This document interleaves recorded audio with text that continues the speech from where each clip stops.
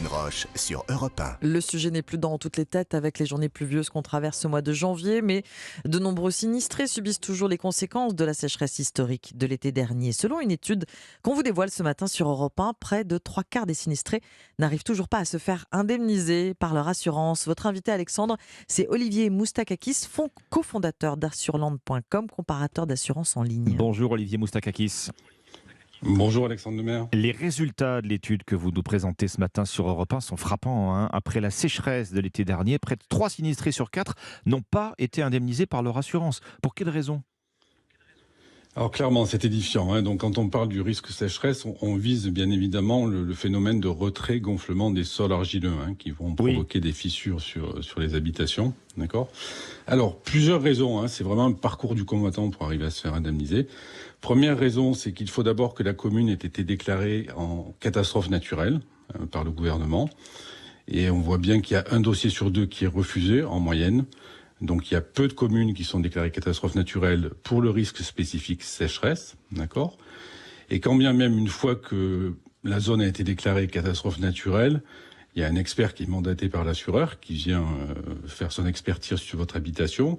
Et dans 71% des cas, il y a un refus d'indemnisation. C'est-à-dire que l'expert va déclarer qu'il n'y a pas de lien direct, de causalité entre le phénomène qui a eu lieu et la fissure qui apparaît sur votre habitation. Donc on voit bien qu'on est sur un système cornélien. Il faut déclaration de CatNat et un dossier sur 2 est refusé. Et ensuite, dans 71% des cas, l'expertise qui est menée conclut qu'il n'y a pas de lien de causalité. Donc l'indemnisation est très compliquée à obtenir. Arrêter de catastrophe naturelle, condition nécessaire mais pas suffisante, effectivement, et votre étude le montre bien, on n'est pas du tout assuré de se faire rembourser dans ce cas-là. Les dégâts liés à la sécheresse, je vois, sont estimés entre 2 et 3 milliards d'euros, quasiment pour l'été dernier. Ça veut dire que pour l'essentiel de cette somme, en fait, les Français, bien qu'ils soient assurés, en sont de leur poche.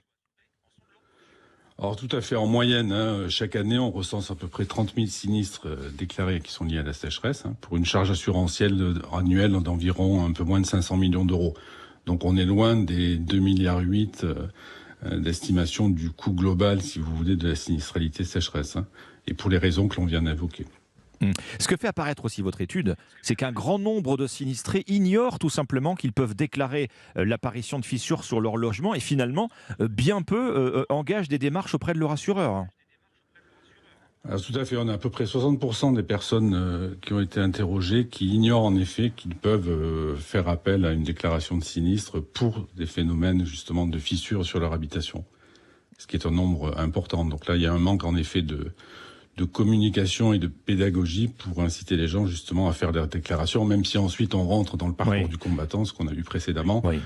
Pour autant, il y a quand même 60% des personnes qui ne font pas de démarche parce qu'ils ne sont pas informés. Bon, visiblement, effectivement, l'information ne passe pas. J'en reviens au lien de causalité que vous évoquiez, Olivier Moustakakis. C'est pas très rassurant pour l'avenir. On sait que les catastrophes climatiques sont appelées à se multiplier sous l'effet du réchauffement. Or, les sinistrés risquent à chaque fois de se voir retourner le même argument. Pas de lien de cause à effet entre la catastrophe et les dégâts. Tout à fait. Sur le risque de sécheresse, c'est en effet, entre guillemets, le risque, oui. Lien de causalité facile à établir après un orage de grêle. Les dégâts sont immédiats et souvent importants. C'est vrai qu'après un épisode de sécheresse, c'est pas aussi évident de démontrer ce lien de causalité. Souvent, ce qui se passe, Alexandre Lemaire, c'est que si vous voulez, l'habitation avait des fissures antérieures au phénomène qui a été reconnu et déclaré catastrophe naturelle.